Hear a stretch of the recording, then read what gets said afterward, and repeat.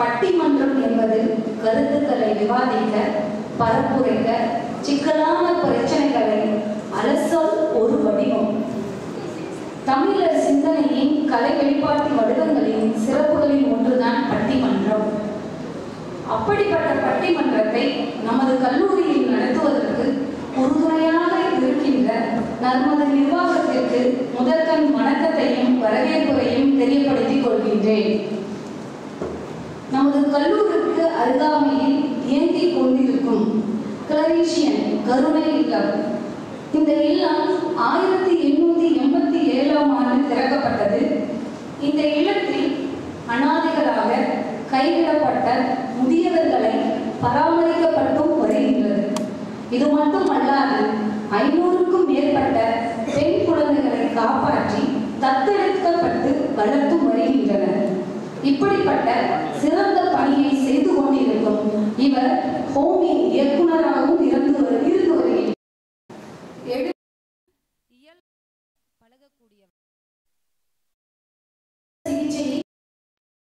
தற்போது அவர் அலுவலகத்தின் மேலாளராகவும் இருந்து வருகின்றார். எல்லாவற்றுக்கும் மேலாக அவர் ஒரு சமூக ஆர்வலர். அவர்தான் இச்சிறப்புக்கு உறுதுணையாக வருகின்ற அருட்தந்தை ஜோஸ் பிச்சை மெர்சி அவர்களை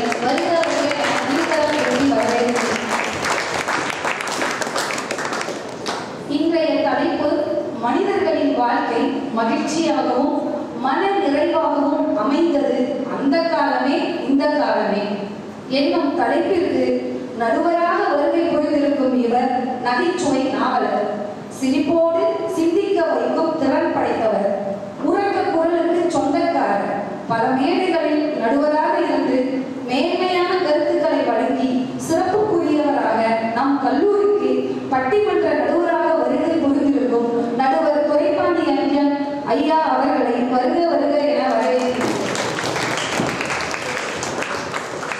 அந்த காலமே என்னும் தலைப்பில் பேச வந்திருக்கும் அணி தலைவர் கவிஞர் மாரிக்கண்ணன் ஐயா அவர்களையும் அவர் அணியின் பேச்சாளராக வருகை புரிந்திருக்கும் கவிஞர் துர்காதேவி மற்றும் மதுரை மாறன் ஐயா அவர்களையும் வருக வருக என வரவேற்கிறேன்.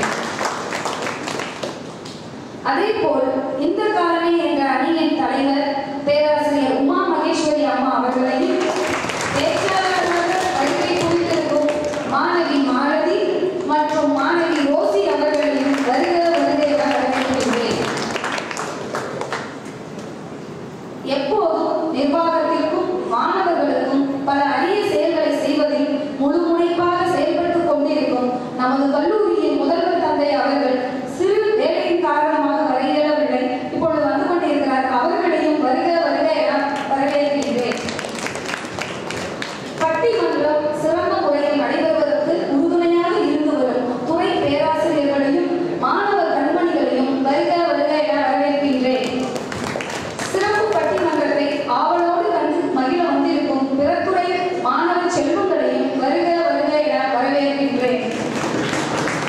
எப்பொழுதும் கூப்பிட்ட குரலுக்கு செவிமடுக்கும் தமிழ்மன்ற செயலர் மாணவன் வீரராஜ் அவர்களையும் வருக வருக என வரவேற்கின்றேன். நன்றி, வணக்கம்.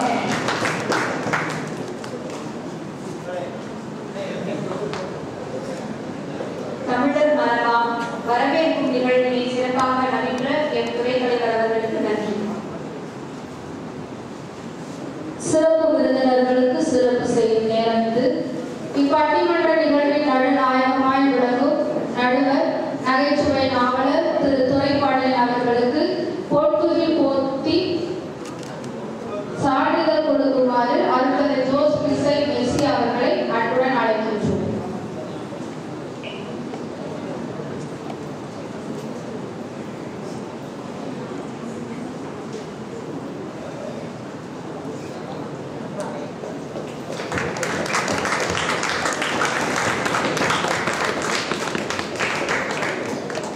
அதனைத் தொடர்ந்து அந்த காலமே என்ற அணியின் அங்கத்தினர்களான கவிஞர் துர்காதேவி அவர்களுக்கும் போர்த்துகில் போர்த்தி சான்றிதழ் வழங்கி சிறப்பிக்க அருட்தந்தை அவர்களை அழைக்கின்றோம்.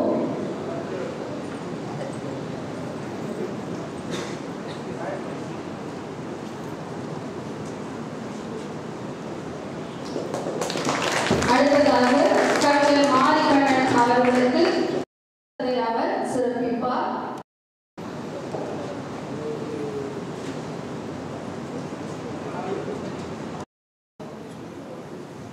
இந்த காலமே அணியின் தமிழ் இலக்கியத்துறை உதவி பேராசிரியர் உமா மகேஸ்வரி அவர்கள் மற்றும் முதலாம் ஆண்டு இளநிலை தமிழ் மாணவி மாலதி மற்றும் ரோசி அவர்களுக்கும் அருள் தந்தை அவர் பொன்தொழில் அணிவித்து சான்றிதழ் வழங்கி சிறப்பிப்பார்.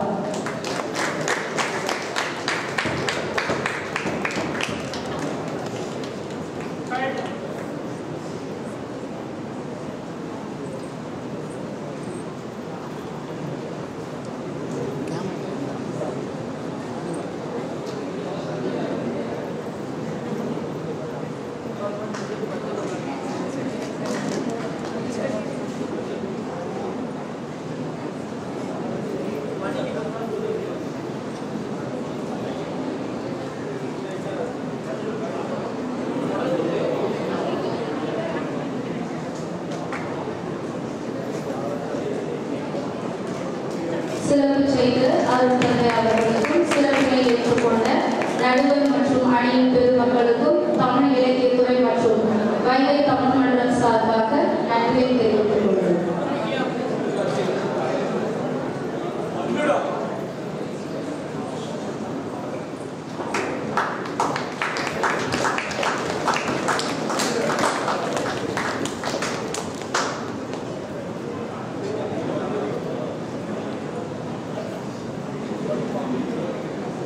அவளோடு நாம் எதிர்பார்த்து கொண்டிருந்த மனிதர்கள் வாழ்க்கை மகிழ்ச்சியாகவும் மன நிறைவாகவும் அமைந்தது அந்த காலமே. இந்த காலமே என்ற தலைப்பில் பட்டிமன்றம் இனிதே தொடங்குகிறது.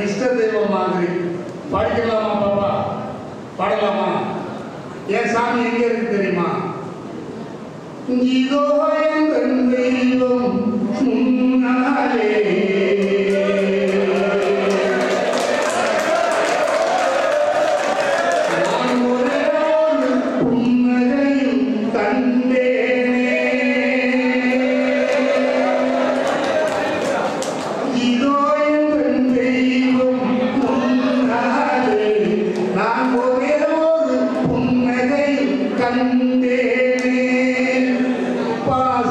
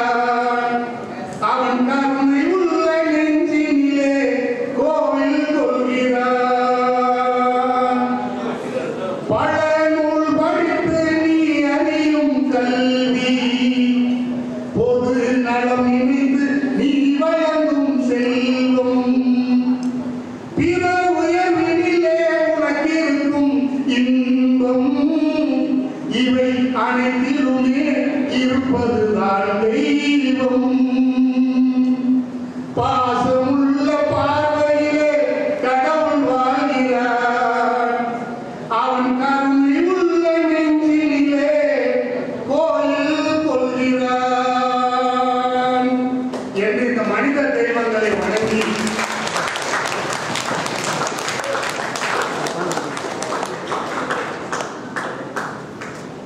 நான் பட்டிமன்றத்தை ரொம்ப சுருக்கமா நடத்துறதுக்கான சூழல் இருக்கு. நான் அதிக நேரம் எடுத்துக்கிற மாட்டேன். அப்படியே எனக்கு தெரியாம அந்த தப்பு நடந்தா என்ன நான் காரணம் இல்லை. ரத்தன் டாடா அப்படின்னு ஒருத்தரை பத்தி நீங்க கேள்விப்பட்டிருக்கீங்க. அதிகமா அவரை பத்தி விளக்க சொன்னா 1 மணி நேரம் சொல்லுங்க. அவரை ஒரு முறை எங்க ஃபாதர் மாதிரி ஒருத்தர் அழைச்சு, ஐயா நீங்க தொழில் துறையில மிகப்பெரிய முன்னேற்றம் அடைஞ்சிட்டீங்க, உங்களுக்கு எப்பாவது திருப்தி வந்திருக்குதான்னு கேட்டு எனக்கு பெரிதா குறிப்பிட்டு சொல்ற அளவுக்கு எதையும் சொல்ல முடியலன்னு சொன்னாங்க. உடனே ஃபாதர் சொன்னாங்க, நான் ஒரு கருணை இல்லம் நடத்துறேன், என்னை மாதிரியே என் சகோதரர் ஒருத்தர் கருணை இல்லம் நடத்துறாரு, அந்த கருணை இல்லத்துக்கு நீங்க ஒரு நாளைக்கு வரணும், அங்க இருக்கிறவங்க எல்லாம் மாற்றுத்திறனாளிகள், அவங்களுக்கான சில கருவிகளை நீங்க வாங்கி கொண்டு வந்து கொடுக்கணும். அதே மாதிரி அவர் ஒரு 100 அவங்களுக்கு எதிர்பார்த்த கருவிகளை வாங்கிட்டு வந்து கொடுத்தார். கொடுத்ததுல இருந்து அவருக்கு ஒரு சின்ன நிறைவு, மனநிறைவு இருந்தது மாதிரி இருந்தது. அப்போ ஒரே ஒரு குழந்தை நடக்க முடியாத சூழ்நிலையில 3 சக்கர சைக்கிள் அந்த குழந்தைக்கு கொடுத்துருக்காரு. அந்த குழந்தை சைக்கிளை வாங்கிட்டு சைக்கிள்ல ஏறாம தத்தி தத்தி மேடைக்கு வந்து, ஐயா முகத்தை நான் கொஞ்சம் பார்த்துக்கிறேன்னு அந்த பாப்பா கேட்டேன். இவர் இவ்வளவு நேரம் என்னை பார்த்துட்டு தானப்பா இருந்தேன். இல்ல, நான் உங்களை கட்டாயம் இப்ப நான் வந்து பார்த்துக்கிறேன், உங்களை நான் அடையாளம் வச்சுக்கிறேன். எதுக்காக அடையாளம் வச்சுக்கிறேன்னு நினைக்கிறேன்? இல்ல, மரணம் என்பது எல்லாருக்கும் ஒரு நாள் வரணும். அப்ப சொர்க்கத்துல நீங்க இருக்கும் போது நான் எனக்கு அடையாளம் தெரியணும்ல, அதனால உங்க முகத்தை நான் அடையாளம் பார்த்துக்கிட்டேன். அந்த குழந்தை சொன்ன அந்த நம்பிக்கை, அந்த குழந்தை சொல்லுது, நீ இதுவரை சம்பாதிச்ச சம்பாத்தியத்துல உனக்கு சொர்க்கம் இல்ல, எப்ப எங்களை போல இந்த இல்லாத குழந்தைகளுக்கு உதவி செய்தீர்களோ உங்களுக்கு சொர்க்கத்திலே இடம் உறுதியாகிவிட்டதுன்னு அந்த குழந்தை சொன்ன உடனே அவர் பேட்டி கொடுத்தாரு, என் வாழ்க்கையின் மனநிறைவான தருணம் இப்பொழுதுதான், கோடி கோடியாக சம்பாதித்த பொழுதெல்லாம் எனக்கு அந்த மனநிறைவு கிடைக்கவில்லை அப்படின்னு சொன்ன அந்த ரத்தன் டாட்டாவின் சூழலிலே எங்கள் வணக்கத்திற்கு மரியாதைக்குரிய ஃபாதர் ஜோஸ் அவர்கள் அருமையான ஒரு இல்லத்தை, கருணை இல்லத்தை, கலனீசியனா ஃபாதர் உங்க கருணை இல்லத்தோட இருக்காரு. அந்த குழந்தைங்கெல்லாம் நிச்சயம் உங்க முகத்தை உற்று நோக்கிட்டே இருப்பாங்க ஃபாதர், ஏன்னா அவங்க சொர்க்கத்துல உங்களை செய்வாங்க. அப்படி கருணையோடு செயல்படுகின்ற நாங்கள் எல்லாம் இங்கே வருவதற்கு காரணமாக இருந்த ஃபாதர் ஜோஸ் பிச்சை அவர்களுக்கும் பெருமை மீது இந்த கல்லூரி கிட்டத்தட்ட 56வது ஆண்டை தொட்டுக் கொண்டிருக்கின்ற இந்த பெருமை மீது கல்லூரியினுடைய நிர்வாகிகள், அருள் தந்தைகள், முதல்வர், துணை முதல்வர், பேராசிரியர் பெருமக்கள், இந்த கல்லூரிக்கு பெருமை சேர்க்கும் அந்த ஒரே நோக்கத்தோடு இந்த கல்லூரிக்குள்ளே நுழைந்திருக்கின்ற அன்பு மாணவ கண்மணிகள், இந்த கல்லூரியோடு தொடர்பில்லாத அத்துணை நண்பர்களுக்கும் பட்டிமன்ற குழுவின் சார்பிலே நன்றியை மனநிறைவோடு தெரியப்படுத்திக் கொண்டு, தலைப்பு என்னன்னு மேடம் சொன்னார். அருமையா அடுத்த மொழியில அவங்க அந்த 3 வரவேற்புகளை சொன்னாங்க. அவங்க அளவுக்கு எனக்கு தமிழ் வராது, மன்னிக்கணும். அந்த எனக்கு ஒரு வார்த்தை ரொம்ப பிடிச்சிச்சு, எங்கேயுமே நான் கேட்டதில்லை. பொன் துயில் அப்படின்னு மேடம் உச்சரிச்சாங்க. எனக்கு அது மன நிறைவா இருக்கு. ஏன்னா நிறைய இடத்துல எங்களுக்கு பொன்னாட பொருள்னு சொல்லுவாங்க, அதை உச்சரிக்க தெரியுறவங்க சொல்ல தெரியாத பதட்டத்துல இந்த பண்ணாடி பொன்னாட அப்படி ஒரு சிக்கல் வராம பொன் துயில்னு அற்புதமான ஒரு வார்த்தையை பயன்படுத்தி இருக்கக்கூடிய பேராசிரியர் பெருந்தகைக்கு எங்களுடைய அன்பான தமிழ் வாழணும். என் அன்பு தங்கங்களே, நான் பட்டிமன்ற தலைவர் பற்றி இப்ப பேச போறதில்லை. எல்லாருமே சொல்லிட்டாங்க, மன நிறைவு மன மகிழ்ச்சியான வாழ்க்கை அந்த காலமா இந்த காலமா, அது இவங்க அதை பேச போறதில்லை. அவங்க பேசட்டும். நீங்க யாருக்கு உறக்க கைதட்டுறீங்களோ அவங்களுக்கு தீர்ப்பு. அப்ப தீர்ப்பு கொடுக்கிற ஜட்ஜி நீங்க தான், நான் சொல்ல போறதில்லை. செய்தி மட்டும் சொல்லு. அதாவது ஒரு ராக்கெட்டும் பேசிடுச்சு. பாப்பா ஏரோப்ளான ராக்கெட். அன்னைக்கு ஒரு சண்டே, 2 பேரும் ஓய்வா இருக்காங்க. இந்த ஏரோப்ளான் அப்படியே நகர்ந்து போகுது, ராக்கெட் கிட்ட போகுது. ராக்கெட் கிட்ட போய் பாப்பா, ஏன் ராக்கெட் ஏன் ராக்கெட், நீயும் அறிவியல் கண்டுபிடிப்பு, நானும் அறிவியல் கண்டுபிடிப்பு. நீயும் பூமியில இருந்து வானத்தை நோக்கி போற, நானும் பூமியில இருந்து வானத்தை நோக்கி போறேன். நீ பறக்கவும் எரிபொருள் வேணும், நான் பறக்கவும் எரிபொருள் வேணும். எல்லாத்துலயும் ஒன்னாத்தான் இருக்கும். நான் கேட்கிறேன், ஏரோப்ளான் எல்லாத்துலயும் ஒன்னாத்தான் இருக்கும். ஆனா பறக்கும் போது நீ மட்டும் சதுர்ந்து போயிருக்கே, எப்படி வேகமா போகுது. உடனே அது அமைதியா இருந்த ராக்கெட் சொல்லிச்சு, 2 பொம்பளை பிள்ளைகளா இருக்கும் போது ஏன் நீ கேட்க மாட்டேன், ஏன் கேட்க மாட்டேன். மகளே, நீ பறக்கும் போது உனக்கு பின்னாடி 10,000 அவளையும் தெரியும், நீ எவ்வளவு வேகமா போவேன். ராக்கெட் பறக்கும் போது கீழே என்ன எரியும், ஒரு நெருப்பு எரியும். அந்த ராக்கெட் வேகமா பறக்கிறதுக்கு காரணம் அந்த ராக்கெட்டுக்கு கீழே எரிகிற நெருப்பு. என் அன்பு தங்கங்களே, நீங்கள் உங்கள் வாழ்க்கையிலே உச்சத்தை தொடுவதற்கு காரணமாக இருக்க போவது உங்கள் இதயத்தில் எரிகின்ற நெருப்பு. நான் வாழ்க்கையில் உன்னதமான நிலையை அடைவேன் என்கின்ற நெருப்பு உங்கள் இதயத்திலே எரியுமானால் உங்க வளர்ச்சியை தடுக்கிறதுக்கு எந்த பொம்மன் இந்த மண்ணில் பிறக்கும். இதை ஒரு சினிமா பாட்டுல சொன்னாங்க. ஏன்னா அந்த காலத்துல அந்த காலத்து பாட்டை மட்டும் பாடினா போதாது. என்ன சொன்னாங்க தெரியுமா? பத்தி குச்சி பத்தி காவிடா யாரும் வாரசு ரவாரையிலே வம்பு தும்பு வச்சு காவிடா யாரும் ஒன்ன ஊசு பூர வரையிலே இது குச்சியா இல்லாம நீ குச்சியா இருடா உள்ளே ஒரு உஷ்ணம் வந்தா உன் வாழ்வில் வெளிச்சம் வரும். பத்தி குச்சி பத்தி காவிடா யாரும் வந்து வாரசு ரவாரையிலே முயற்சி செஞ்சா சமயத்துல முதுகு தாங்கும் இமயத்தையே மனசை இரும்பாக்கணும், மழைய துரும்பாக்கணும், ஆள்கள் கூடத்தான் ஆறு போல மாறுமடா. பத்தி குச்சி பத்தி காவிடா யாரும் வந்து ஓரசு ரவாரையிலே. நீங்க இந்த மண்ணில பிறந்தது சும்மா வெண்ணதை தின்னு விதி வந்தா சாவோம், 4 பேருக்கு கெடுதல் பண்ணுவோம், 4 பேரை கிண்டல் பண்ணுவோம் என்பதற்காக 10 மாதம் உன் தாய் உன்னை வயிற்றிலே சுமக்கவில்லை.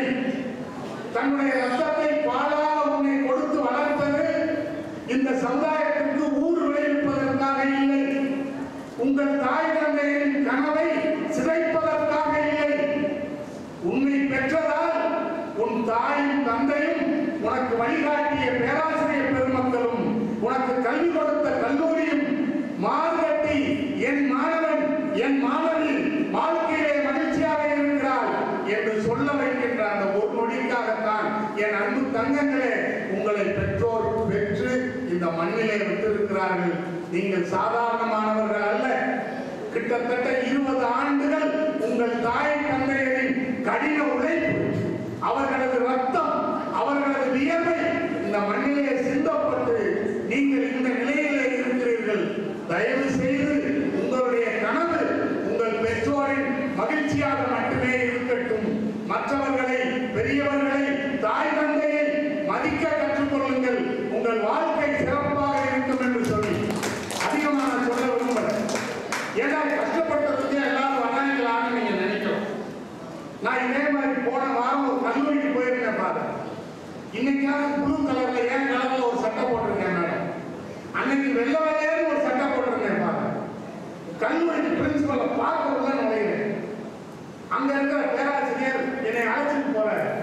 அந்த நேரம் பார்த்து நமக்கு சொந்தக்கார ஒருத்தர் வந்துட்டான்னு நினைச்சிச்சோ என்னமோ தெரியல, என் தலைக்கு மேல பறந்த ஒரு காக்கா என் மேல எச்ச போட்டு. வெள்ளை சட்டை இதுல பட்டாலும் தெரியாது, ஆனா வெள்ளை சட்டை தெரிஞ்சிச்சு மேடம், தெரிஞ்சிச்சு. எனக்கு உடனே எல்லா ஒரு கல்லூரியில, பெரிய கல்லூரியில பேச போறோம், இப்படி காக்கா வந்து கர்மாந்திரம் பண்ணிருச்சு. இப்ப நம்ம என்ன செய்ய போறோம்னு அப்ப என் கூட அந்த பேராசிரியர், ஏன் சார் முகம் ஒரு மாதிரி இருக்குங்க, என்ன சார் இப்படி கேட்குறீங்க, இந்த காக்கா சும்மா போகாம போற போக்குல ஏன் மேல போட்டுட்டு போயிடுச்சுதான், இந்த சட்டையை பாருங்க சார் கரையா போச்சு. அவர் என்ன சொன்னார் தெரியுமா, அப்பா உங்களுக்கே போகும், என்ன சொன்னார் தெரியுமா, கடவுளுக்கு நன்றி சொல்லுங்க, வருமா.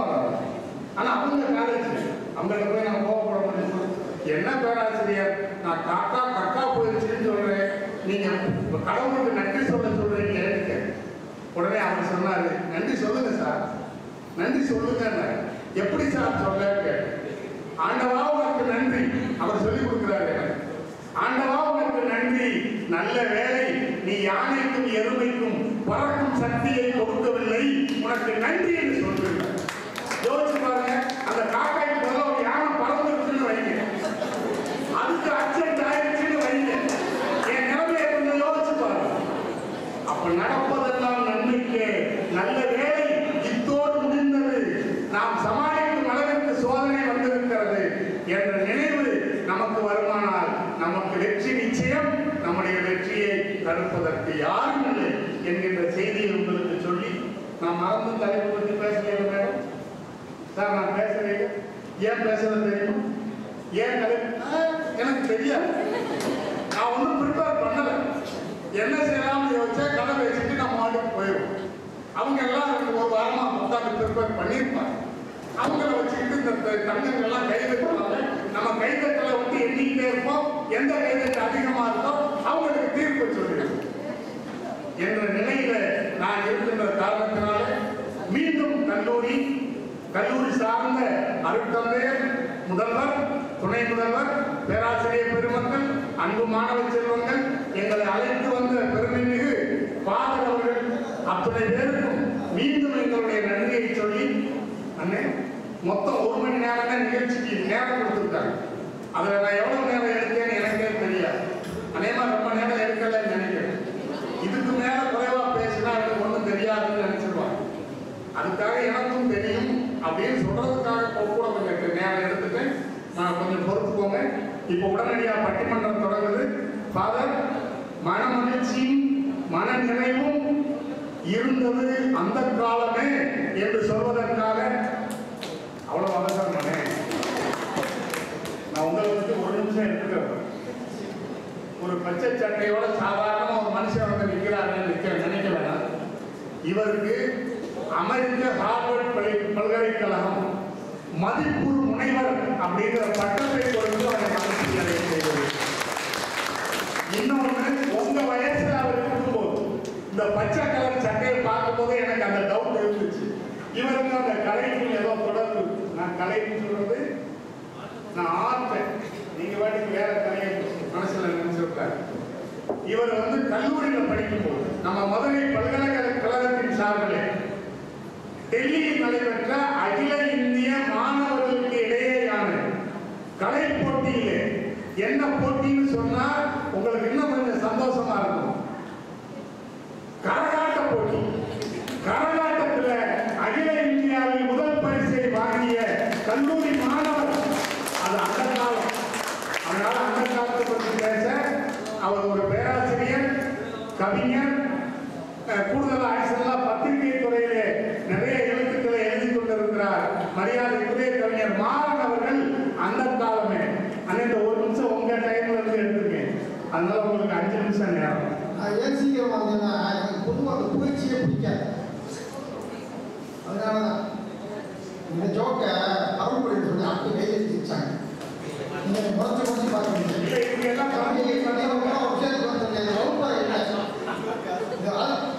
உட்காந்துருக்க மாதிரியே கைக்கு உட்காந்துருக்கீங்க, அப்படி உட்கார ஃப்ரீயா இருங்க. நடுவர்களே, இத்தாலி மொழியை இசை மொழி என்பார்கள், பிரெஞ்சு மொழியை காவல் மொழி என்பார்கள், ஆங்கில மொழியை தொடர்பு மொழி என்பார்கள். ஆனால் நம் தமிழ்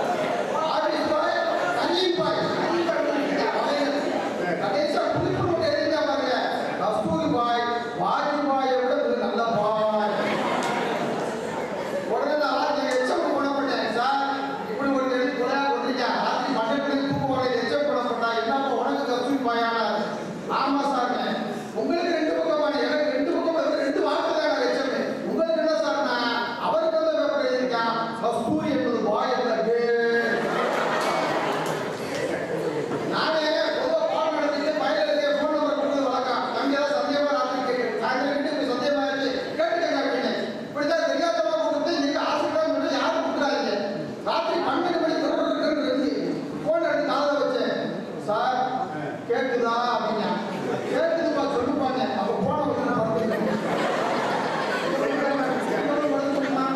அதே மறுநாள் அதே 12 மணிக்கு அதே போன் எடுத்து நடிகை அளவுக்கு கேட்குதா கேட்குது. சார் நீங்க மதுரை மாறிட்டானா பேசுறானா? ஆமாப்பா உங்க மனைவி கூட மதுரை வாயப்பா ஸ்கூல்ல வேலை பார்க்க. ஆமாப்பா ஆமாப்பா நீங்க எஸ்எஸ் கார்டு ஆமாப்பா ஆமா பாக்குறேன். ராங் நம்பர் வச்சு புண்ணு சொல்லிட்டான். என் குடும்பத்தை இப்படி பாடாப்பட்ட இந்த காலம் எப்படி நல்ல காலமா இருக்கு. அப்துல் கலாம் ஜனாதிபதி மாளிகை விட்டு வெளியில வர்றாரு. ஒரே சூட்கேஸோ உள்ள போல ஜனாதிபதி அவர்தான். அதே சூட்கேஸ் வெளியில வந்த ஜனாதிபதி அவர்தான். வெளியில வர்றாரு. வெளியில வர போனதுக்கு தண்ணி அடிச்சிருக்கான். தம்பி இந்த சூட்கேஸ தண்ணி அடிக்கிறான் அப்படின்னு சொல்றாரு அப்துல் கலாம. உடனே யாராவது ஒரு படிச்சு திருச்சித்தனமா சூட்கேஸ தண்ணி அடிக்க சொல்றாரு. தண்ணி அடிச்சு கழுவி விட்டான். இருந்தாலும் கேள்வி கேட்டான். ஐயா எதுக்கு அந்த நல்ல சூட்கேஸ்ல ஈரப்படுத்தினு கேட்டா அப்துல் கலாம் சொன்னார், தம்பி அந்த ஒரு சூட்கேஸோட உள்ள போனேன். வெளியில போயிட இந்த ஜனாதிபதி மாளிகையின் ஒரு தூசு கூட என்னுடன் வரக்கூடாது என்பதை தூட்களை கழுவி விட்டு சுத்தமா கொண்டு வந்தா அப்துல் கலாம். ஏன்னா அவர் ஆசிரியர் அவர்கிட்ட அப்படிப்பட்ட விஷயங்கள்லாம் வரும். ஒரு பையன் முதல்ல சம்பளம் வாங்கி வீட்டுக்குள்ள வரேன். அந்த நேரம் போய் அம்மாட்ட போய் சம்பளத்தை கொடுத்தேன். அம்மா சொன்னாங்க அப்பாட்ட போய் கொடுறாங்க. கொடுக்க மாட்டேன் அப்படின்னா ஏன்டான்னு கேட்டாங்க. கொடுக்க மாட்டேமா ஏன்டான்னு கேட்ட அம்மா ஸ்கூல்ல ஃபீஸ் கட்டணும். அப்பாட்ட போய் காசு கேட்பேன். அப்பா காசு கொடுப்பாரு. கொடுக்குற அப்பா கை மேல இருக்கு வாங்குற ஏறி கீழே இருக்கும். ஏதாச்சும் தீபாவளி பொங்கல் அப்பாட்ட காசு கேட்பேன். அப்ப அப்பா காசு கொடுப்பாரு. கொடுக்குற அப்பா கை மேல இருக்கும் வாங்குற ஏறி கீழே இருக்கும். இப்ப நான் சம்பளம் வாங்கிட்டு எங்க அப்பாட்ட நான் சம்பளத்தை கொடுத்தா என் கையும் மேல போய் எங்க அப்பா கை கீழே வந்துருமா. என்னைக்குமே எங்க அப்பா கை கீழே வரக்கூடாதுமா. அதனால உடனே சம்பளத்தை கொடுக்க சொல்லி பார்த்தீங்களா. அதாங்க அந்த பையனுடைய அந்த கால பெற்றோருடைய வளர்ப்பு. அம்மா சாதாரண கருமா ஒரு கவிதை எழுதினா துவை தொட்டுக்கொள்ள துவையல் இருந்தால் தாத்தா நன்றாக சாப்பிடுவார். உடம்பு நன்றாக இருந்தால் சாப்பிடுவான். அப்பொழுது நன்றாக சாப்பிடுவான். நல்ல சோறு இருந்தால் தம்பி நன்றாக சாப்பிடுவான். ஆனால் நாங்கள் எல்லாம் சாப்பிட்ட பிறகு மீதம் இருந்தால் மட்டுமே அம்மா சாப்பிடுவார் என்று ஒரு கவி அழகாக எழுதாங்க. அந்த அப்பா வார்த்தையா அவங்க என்ன கேட்கிறாங்க? என்ன கேட்கிறாங்க? அவங்க என்ன நல்லா படிப்பாங்கிறாங்க. நல்ல நண்பனோட பழகுங்கிறாங்க அப்படின்னு சொல்லியா. நண்பனாவே நல்லது இருந்தாங்க அவருக்கு நல்ல நண்பனோட பழகுங்க. அப்படியே அப்பா அம்மாவே எடுத்து கேட்கக்கூடிய கேள்வியா இருக்கு. நண்பர்களே விரைவா உரை சொல்லி வந்துடுறேன். அழகா சொன்னீங்க. நேற்று குடியேற்றுதான் இந்த ஸ்கூல்ல குடியேற்றுதான் குடியேற்று இந்த ஸ்கூல்ல சுமார் ஒரு மாற்றுத்திறனாளி மாணவர்கள் உட்கார்ந்தே இருந்தாங்க. குடியேற்றி முன்னே அழுகிறேன். தண்ணீர் கண்ணில் தாழ்வடையா தண்ணி வருது. அப்ப நாங்களும் கேட்டேன் ஏன்பா முட்டாய் வரல? இல்லை சார் வந்துருச்சு. ஏன் இது காலையில் எது வரைக்குதா? இல்லை சார் இது உடம்புக்கு சொல்ல முடியாது. இல்லை சார் எல்லாமே சொல்ல. அப்படி எதுக்கு ஆளுங்க அந்த பையன் சொன்னா எத்தனையோ பெண்களின் தாழை கொடி இறங்கியதால் தேசிய கொடி மேலே ஏறி கொண்டிருக்கிறது. இந்த தேசிய கொடி மேலே கற்பனை வீசி பறக்கும் பொழுது என்னால் எழுந்து நின்று வணக்கம் செய்ய முடியவில்லை. அதை நினைச்சு அழுகிறேன்ப்பா. அழுகை சார் என்ன பார்த்தீங்களா? அதாவது தேசப்பட்டு நாட்டுப்பட்டு நாடு நடக்கிற தம்பி நாளைக்கு அந்த காலம் கருவ போறேன். இவ்வளவு தேசப்பட்டு கூட இந்த காலம் பையனாங்க. அப்பதான் சொன்னா சார் இந்த இந்திய தேசிய இந்திய சுதந்திர போராட்ட வரலாறை அந்த கால தாத்தா தினமும் கதையா சொல்லுவார் சார். அதனால நாட்டுப்பட்டு வந்துச்சு அப்படின்னா நாட்டுப்பட்டு வந்தது கூட அந்த காலம் தான் நடந்தது. அந்த காலத்தில்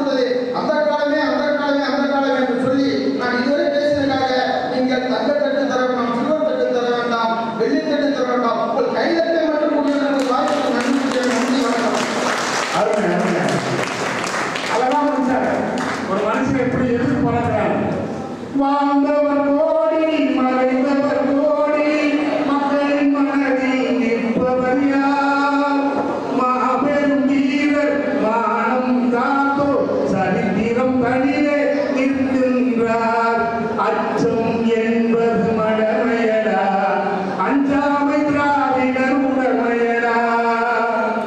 ஒரு மனுஷனா பிறந்தா எல்லாருக்கும் பெருமை சேர்க்கணும்னு சொல்லி முடிச்சிருக்காரு.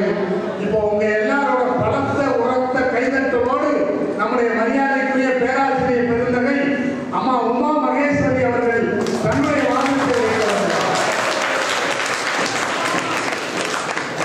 அம்மா, எந்த கல்லூரியிலையும் அந்த பேராசிரியருக்கு கைதட்ட மாட்டாங்க. ஆனா இந்த கல்லூரியில மட்டும்தான் உங்களுக்கு கைதட்டுறாங்க. நீங்க ரொம்ப பெருமைப்படுறீங்க. மாணவ செல்வங்களுக்கு நன்றி. கர்மாத்தூர் அருணானந்தர் கல்லூரியும் வைகை இலக்கிய மன்றமும் இணைந்து நடத்தும் இந்த சிறப்பு பட்டிமன்றத்தை நடத்துவதற்கு இசைவு தந்த நம் கல்லூரியின் அதிபர் தந்தை அவர்களுக்கும், செயலர் தந்தை அவர்களுக்கும், முதல்வர் தந்தை அவர்களுக்கும், இணை முதல்வர் அவர்களுக்கும், துறை தலைவர் அவர்களுக்கும் வணக்கங்களை சொல்லிக் கொள்கின்றேன்.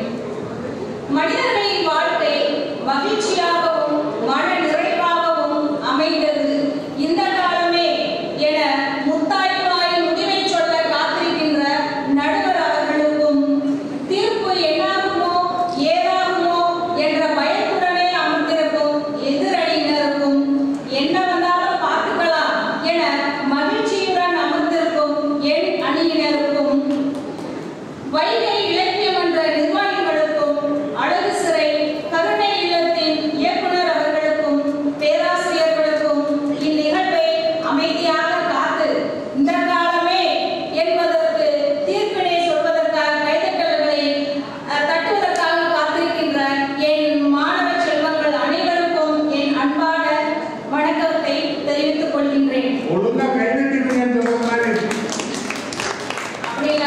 மாணவர்கள் கருத்துக்கள் சொன்னாலே கைதட்டுவாங்க. கருத்து சொல்றதுக்கு கைதட்டலா எனக்கு தான் கைதட்டல். என்னை விட கருத்து சொல்றதுக்கு இந்த உலகத்துல ஆளுங்க. ஏன்னா அவ்வளவு கருப்பு நான். எத்தனை காலம் தான் ஏமாற்றுவார் இந்த நாட்டிலே, இந்த நாட்டிலே. அந்த திரைசை பாடலை நீங்க கேட்டாலே தெரியும். அந்த காலத்தினுடைய வாழ்க்கை முறை எப்படி இருந்திருக்கிறது அப்படிங்கிறது அந்த ஒரு பாடல் போதுங்கய்யா. அருமையான பாட்டு. இந்த பாட்டு அந்த காலத்துல போட்டாங்க. சத்தியம் தவறாத உத்தமன் போலவே நடிக்கிறார், சமயம் பார்த்து பல வகையில் கொள்ளை அடிக்கிறார், இத்தனை போலவே பகவேசம் காட்டி பாமர மக்களை வலையில் மாட்டி எத்தனை காலம்தான் இன்னும் எத்தனை காலம்தான் ஏமாற்றுவார் இந்த நாட்டிலே, நம் நாட்டிலே. அந்த பாட்டு தானா? அப்ப அந்த காலத்துல உங்களுக்கு தானே போட்டாங்க. அந்த காலத்துல அப்படிலாம் இருந்துட்டாங்க அப்படிங்கறத இந்த பாட்டு சொல்லுங்கய்யா. தெருவெங்கும் பள்ளிகள் கட்டுவோம், கல்வி தெரியாத பேர்களை இல்லாமல் செய்வோம், ஊரின் கஞ்சிக்கில்லை என்ற சொல்லினை மாற்றுவோம். அப்ப அந்த காலத்துல நிறைய பேர் கஞ்சிக்கில்லாம தான் இருந்திருக்கிறாங்க அப்படிங்கிற ஒரு விஷயம் இந்த பாட்டின் மூலமாக தெரிய வருகிறது. நடுவர் அவர்களே, ஒரு மனிதனுக்கு மகிழ்ச்சியும் மன நிறைவும் நமக்கு கிடைக்கணும்னா முதல்ல அத்தியாவசிய தேவை உண்ண உணவு, உடுத்த உடை, தங்குவதற்கு உறைவிடம். இந்த மூன்றுக்குமே அன்றைக்கு கஷ்டப்பட்டிருக்கிறாங்க மாணவர்கள். நடுவர் அவர்களே, அப்புறம் எப்படி அவங்க மன மகிழ்ச்சியாக மன நிறைவாக இருக்க முடியும்? இன்னைக்கு எல்லா வசதி வாய்ப்புகளும் இன்றைக்கு தானே கிடைக்கிறது. சென்னையில் போய் பாருங்க, பிளாட்ஃபார்ம்ல எத்தனை பேர் கிடைக்கும். இன்றைக்கே கொஞ்சம் பேர் தான் இருக்கிறாங்க. அன்னைக்கு முழுவதுமா அப்படிதான்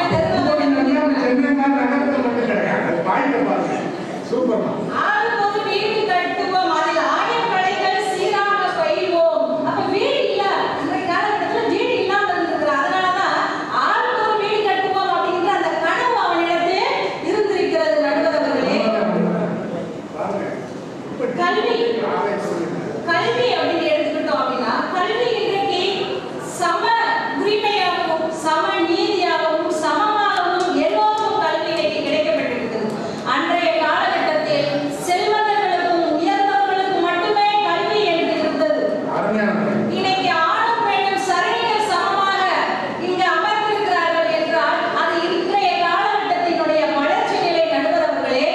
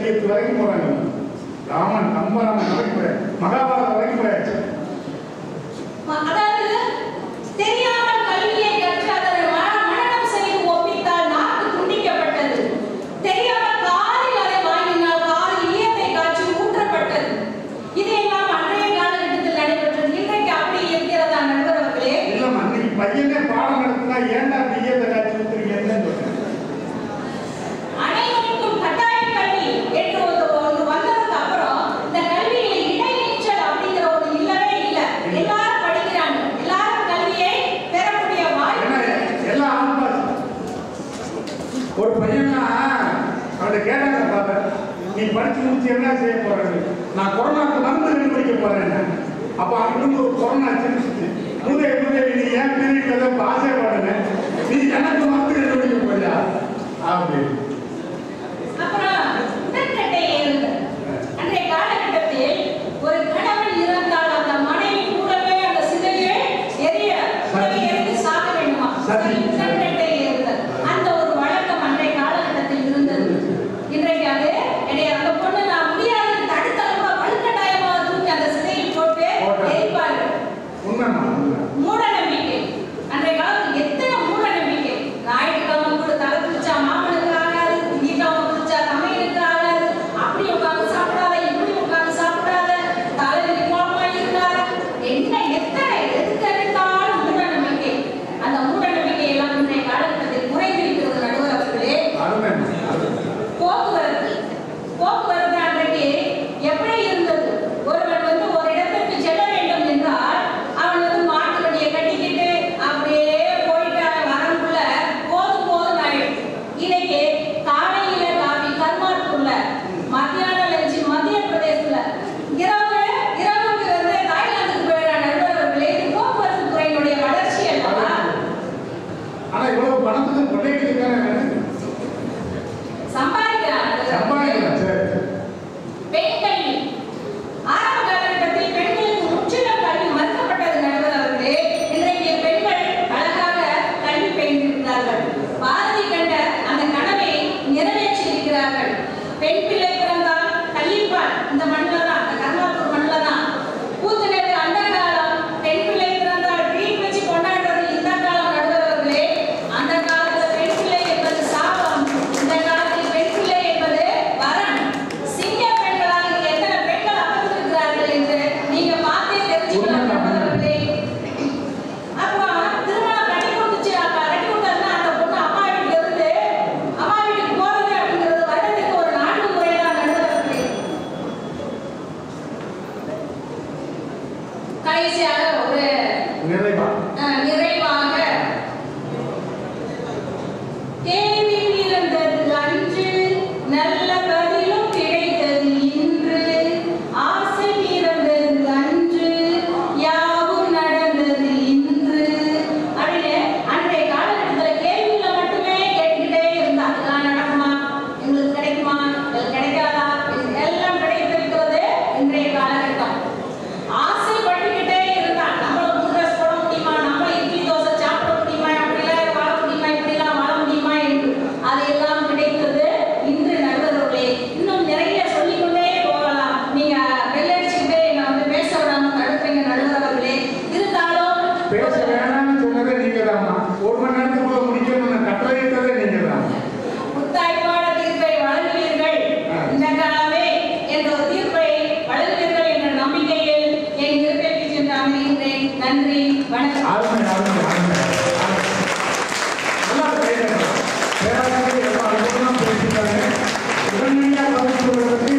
எங்கள் கவிஞர் மாறிக்கண்ணன்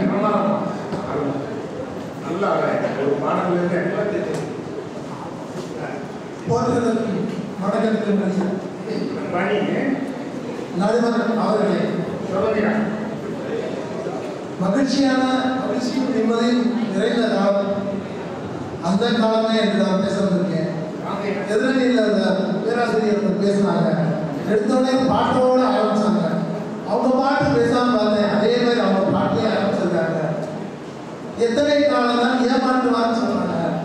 நான் சொல்றேன், அந்த பாட்டு வந்து அந்த காலத்தில் உள்ளவங்களுக்காக எழுதப்பட்டது கிடையாது. அதுதான் என்னுடைய வாதம். அது நல்ல வாதமா இருக்கு. ஒரு 40 வருஷத்துக்கு முன்னாடி எழுதின பாட்டு அந்த காலத்துல உள்ள பாட்டு தானே. வள்ளுவருடைய குரல் வந்து இன்னைக்கும் இக்கால இளைஞர்களுக்கும் இக்காலத்துக்கும் பொருந்தது அல்லவா? அதனால எதிர்கால சந்ததிகளுக்காக அன்று எழுதப்பட்ட பாடல். வள்ளுவர் பாட்டு எழுதும்போது எவனும் திருந்தக்கூடாது, கடைசி வரைக்கும் இந்த பாட்டு படிக்கணும்னு எழுதினாரா? நடுவர்களே, தூங்கும் போது கதை சொல்ல ஒரு சொந்தம், எந்த பொருள் வாங்கினாலும் எனக்கும் வேணும்னு அடம் பிடிக்கிற ஒரு சொந்தம், சேட்டை பண்ணி அடிவாங்கும் போதெல்லாம் அடிபடாமல் தடுக்கும் ஒரு சொந்தம். அடிக்காத அடிக்காத அடிக்காத கொண்டாடி சொந்தமா இல்லையா?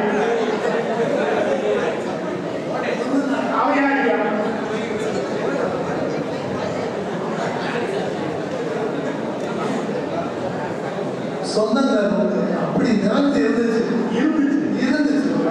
அப்போ இப்போ எப்படி ஒன்னே கண்ணே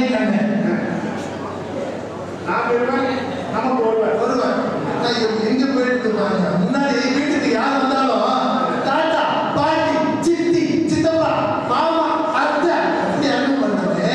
இன்னைக்கு எப்படி அனுபவம் பண்றோம். 1 லட்ச ரூபாய்க்கு வாங்கின எல்இடி டிவியை பாரு, 80,000 ரூபாய்க்கு வாங்கின ஷோபாவை பாரு.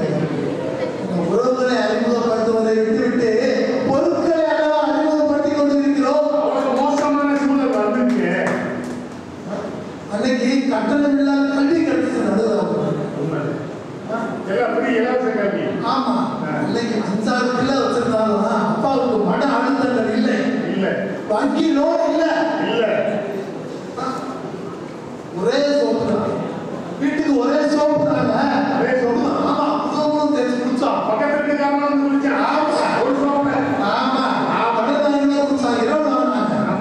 அன்னைக்கு சர்ம நோய்கள் வரல, தோல் வியாதிகள் வரல. இப்ப சகல நோய் வருது. ஏற்றுமதி ஆகி வருது, சீனால இருந்து. அன்னைக்கு ஃபேன் இல்லாம தூங்கணும். ஆமா, ஃபேன் இல்லாம தூங்கணும். ஆனா ஒரு விஷயம், ஆனா பேன் இருக்கும். இப்ப பேன் வாங்கி தூங்கணும். கட்டில் பெத்தலாம் கிடையாது. அதான் ஒரு பையன் மிகவும் அழகா எழுதி வச்சா, கட்டல் தரையில் துண்டை விரித்தே தூக்கம் தண்ணி சொக்குமே, அது அந்த காலமே. வெத்தை விரித்தும் சுத்த பணி தெரிந்தும் கண்ணில் தூக்கம் இல்லையே, அது இந்த காலம் என அழகாக பாடி வச்சாங்க. அன்னைக்கு தீபாவளி எப்படி இருந்துச்சு, பண்டிகை காலம் எப்படி இருந்துச்சு. எனக்கு புது துணி எடுத்து கொடுப்பாங்க அப்பா அப்படின்னு எவ்வளவு சந்தோஷம் பண்ணோம். அந்த துணியை கொடுத்தோடனே அந்த டெய்லர் கடையில் போய் கொடுப்போம் பாருங்க. வீட்டு ஆள் எடுக்கணும்னு அவ்வளோ தான் படிக்க மாட்டான். அந்த அளவு கொடுத்துட்டா அவ்வளோ கம்மியமான டெய்லர் கடையை சுற்றி வர்றான். கடையே சுத்துவான். அண்ணே என் துணி தச்சுக்கிட்டாரையா, அண்ணே என் துணி தச்சுக்கிட்டாரு. அவன் இதுதான் சார் நம்பிக்கைவா, இந்த தூக்கு பெட்டி வாங்கிட்டு வாங்க. அதையும் செய்வான். அண்ணே நல்லா தச்சுவாங்க. டெய்லர் மோசமாக இருக்காங்க. ஆமா, ஒரு பையன் பாவத்தை தீவாக்க இன்பம், மகிழ்ச்சி, நிம்மதி. அதுவல்லவா அன்னைக்கு பெண் பார்க்க வந்தாங்கன்னா மாப்பிள்ளை பிடிச்சிருக்குன்னு சொல்றதுக்கு பெண்கள் வெட்கப்பட்டாங்க. வெட்கப்பட்டாங்க மாப்பிள்ளை பிடிச்சிருக்குன்னு. அப்ப கேட்கவே மாட்டாங்க. ஒரு வேலை முன்னாடி கேட்டுனா எனக்கு கையாளமே ஆயிருக்கு.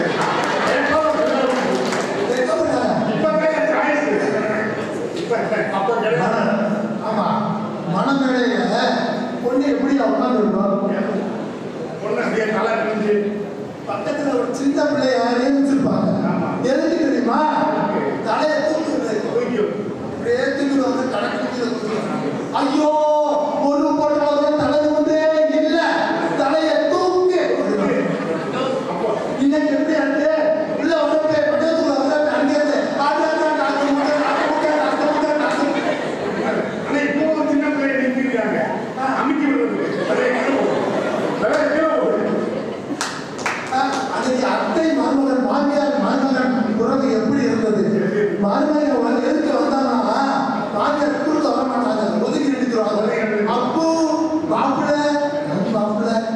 அப்படி இருந்துச்சு. அப்படியா கோபி ஆட்டி வாங்க ஷாப்பிங் போயிட்டு வருவோம். அதை ஒண்ணு அப்படியே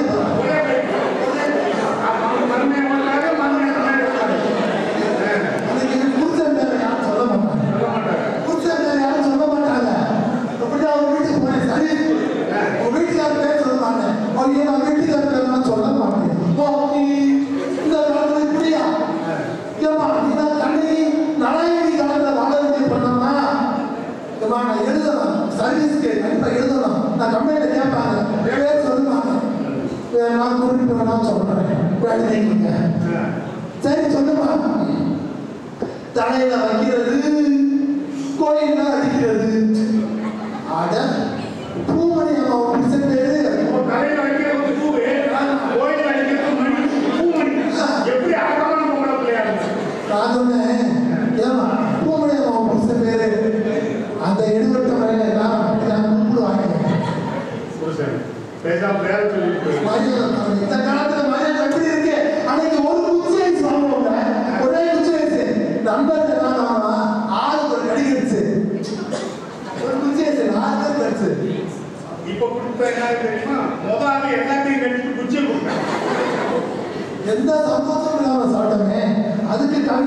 சொன்னாங்க. என்ன சொன்ன? கல்வாட்டு பணம் இல்ல, சிறுவாட்டு காத்திருந்து கோணார்கள் தேடி குச்சியை ஒன்று வாங்கி நீதிங்க நான் கொடுக்க, நாதிங்க நீ கொடுக்க, கலங்கிய ஐஸ் கலக்கலராய் கண்ணீர் விட பல்லால் கழிச்சு வந்து போட்ட வேலையில நீதி மண்ணில் 2 முக்காய் விழுந்துருச்சு. நனவிற்கான் கடிதம் இங்க இருக்கிற மாணவர்களை கேட்கிறேன், யாருக்காவது கடிதம் எழுதியிருக்கீங்களா? குறைந்தபட்சம் காதல் கடிதம் எழுதியிருக்கீங்களா? கிடையாது. நல்லா இருக்கிற பையன் ஏன் சொல்லிட்டு போறியா? நாங்க அதெல்லாம் வேணாம்னு சொல்லிட்டு இருக்கோம். நடுவர்களே, கடிதம் கடிதம் தமிழ் வளர்ந்தது. நடுவர்களே, தமிழ் வளர்ந்தது. இன்னைக்கு கருதுங்க, அன்னைக்கு எப்படி எழுதுவோம்? அன்பும் பண்பும் பாசமும் நிறைந்த மாமா அவர்களுக்கு எழுதுவோம். பாசத்தை கொட்டுவோம். இன்னைக்கு யாராவது போன் பண்றப்ப அன்பும் பண்பும் பாசமும் நிறைந்த மாமா அவருக்கு அப்படின்னு சொல்ல முடியுமா?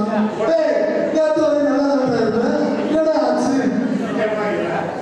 கடிதம் அப்படியா? மாடு சிலையா இருந்துச்சு, தண்ணி இழுத்துச்சா, கோழி அடை வச்சிருந்தாங்க, குஞ்சு பொறுத்துச்சா, பக்கத்து வீட்டுல பொண்ணு பார்த்து வந்தாங்களே, கல்யாணம் பேசி குதிச்சா, எவ்வளவு எவ்வளவு எவ்வளவு நல்ல விசாரிச்சு வந்துருக்கியா? அதுக்குள்ள 1 மணி நேரம் ஒன்றை மட்டும் சொல்லிக் கொள்கிறேன். அன்னைக்கு குருவி கூடு இருந்துச்சு, வீட்டுக்கு வீட்டு குருவி வந்து கூடு. இன்னைக்கு குருவி வருதா? குருவி வருதா? இல்ல, சொந்தக்காரனே வரதில்லை, அப்புறம் குருவி கேட்கிறாரு. குருவி அன்னைக்கு வீட்டுக்கு வீட்டுக்கு கோழி வளர்த்தாங்க. கோழி வளர்த்தாங்க. இன்னைக்கு வீட்டுக்கு வீட்டுக்கு யூகோ வளர்க்குறேன். லட்சத்தீவு, அந்தமான் நிக்கோபார் தீவு தான் எனக்கு தெரிஞ்சது. இன்னைக்கு வீடுகளே தீவு இருக்கிறது. அன்னைக்கு லயன் வீடு வந்துருச்சு, லயன் வீடு வந்துருச்சு. சமத்துவமா இருந்தோம், எல்லா ஜாதியும் மதமும் எல்லாம் இருந்துச்சு. இன்னைக்கு வீடுகள், இன்னைக்கு லைன் வீடுகள் கிடையாது. வீடுகள் இருக்கு, ஆனா எல்லா வீடுகள்லையும் ஆன்லைன் இருக்கு. நடுவில் இரும்பின் பயன்பாடு இரும்பின் பயன்பாடு 3000 ஆண்டுகளுக்கு முன்பு என்று நமது தொழில்துறை சொல்கிறது. ஆனால் இந்த மனசு இருபாகி போனதன் காலம் 2K கிட்ஸ்ல இருந்து என்று என்னுடைய வார்த்தை நாங்கள் சொல்லிக்கொண்டு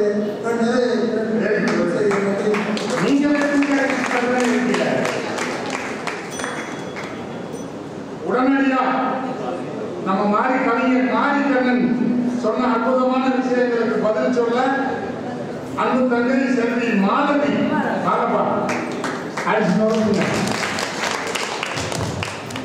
நீதி தவறாத செங்கோலாய் வீற்றிருக்கும் சரியான தீர்ப்பை வழங்க காத்திருக்கும் நடுவர் அவர்களுக்கும், எதிரணி இருக்கும் எம் குழுவினருக்கும், பேராசிரியர் அவர்களுக்கும், எதற்கு வந்தவன்றே தெரியாமல் அமர்ந்து கொண்டிருக்கும் மாணவ மாணவியருக்கும் எமது வணக்கங்கள்.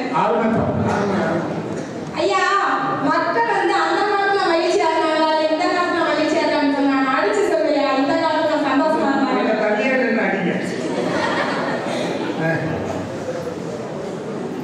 எதிரணியில் இருக்கிற சொன்னார்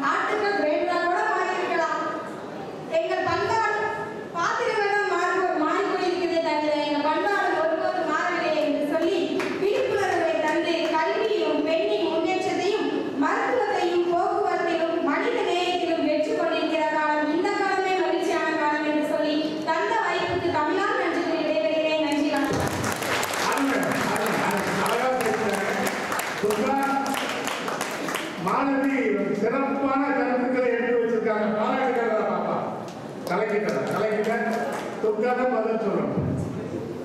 அழகே தமிழே நீ வாழ்க, அமுதே உந்தன் புகழ் வாழ்க.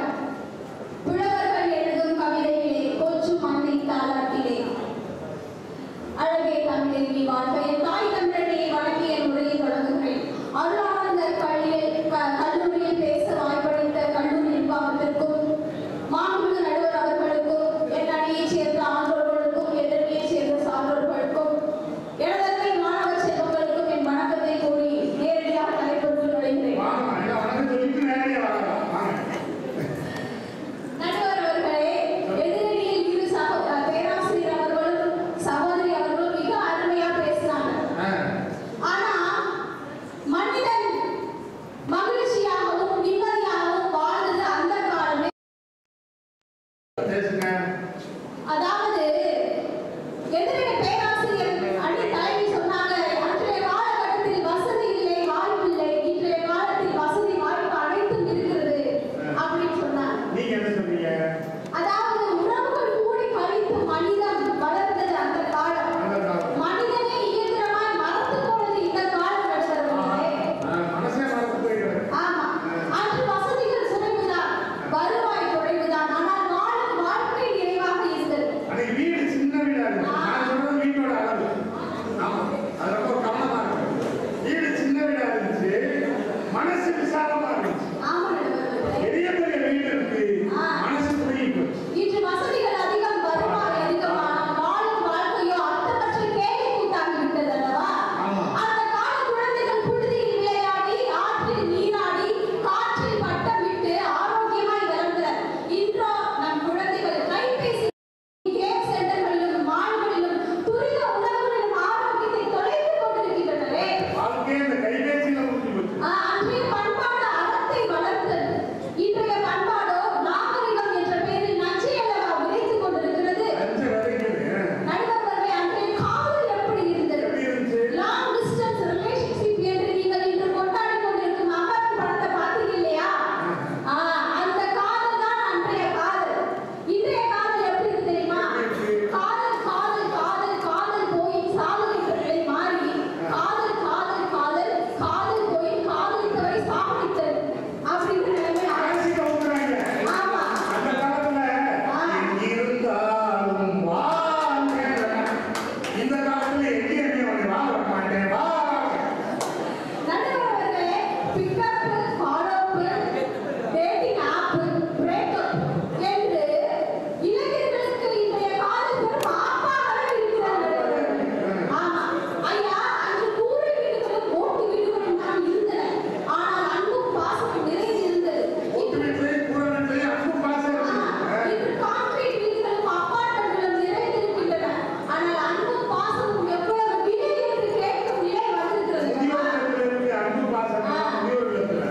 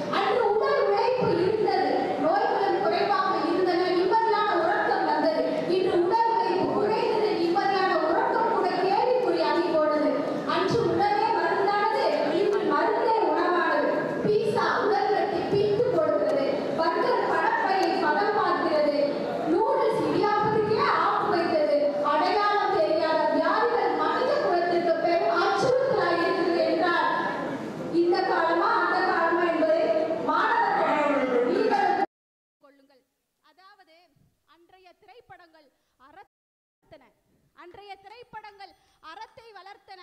ஆனால் இன்றைய திரைப்படங்களோ மனநலத்தை சிதைக்கும் வன்முறை அல்லவா வளர்த்து கொண்டிருக்கிறது.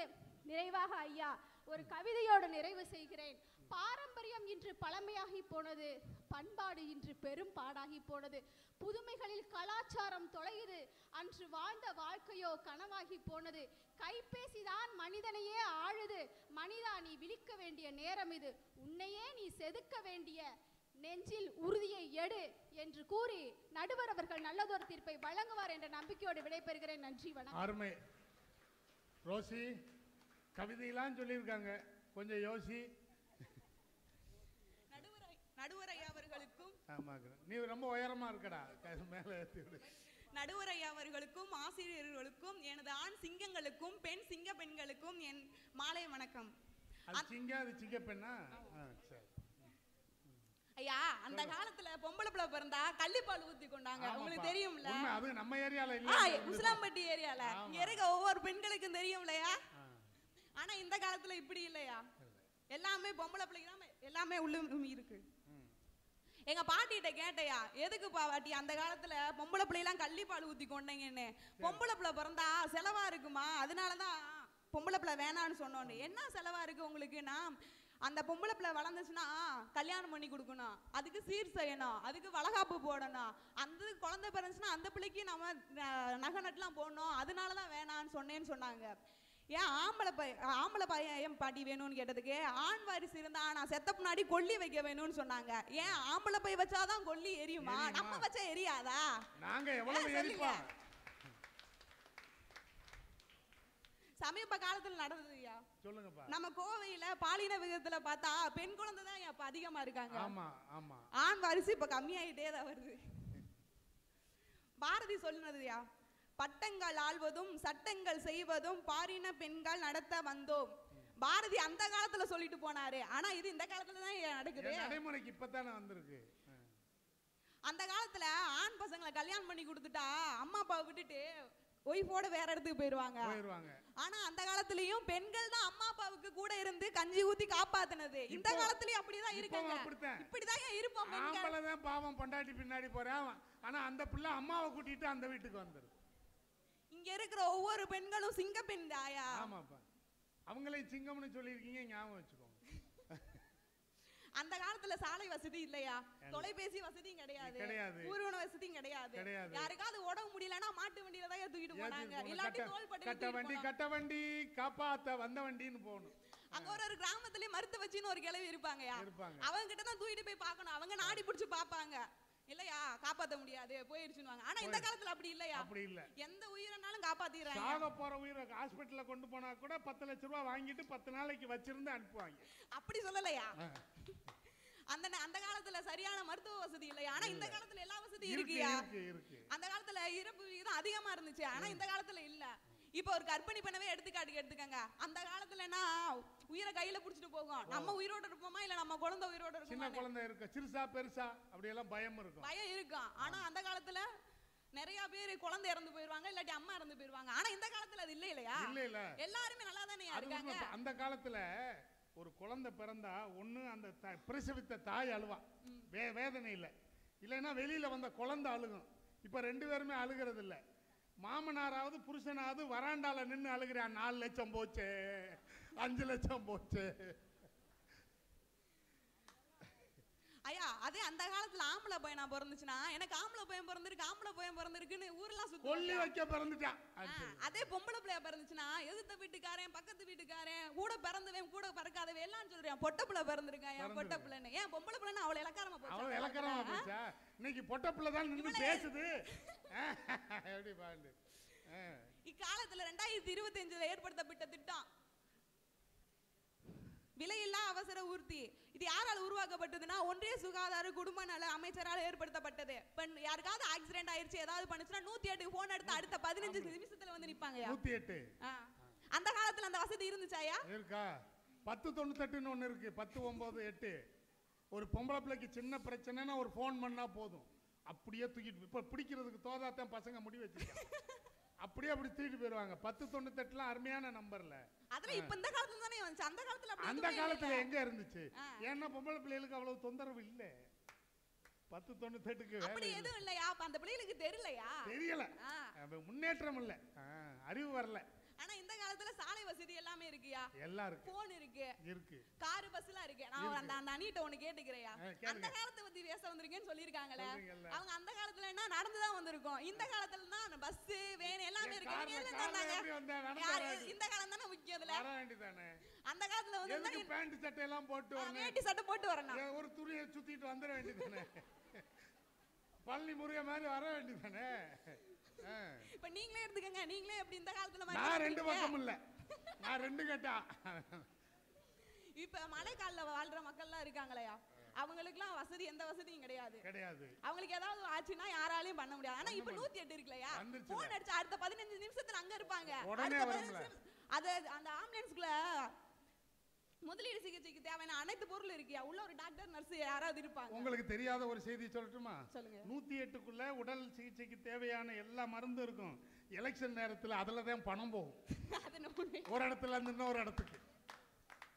அதெல்லாம் உண்மை, நம்ம மறைக்க முடியாது.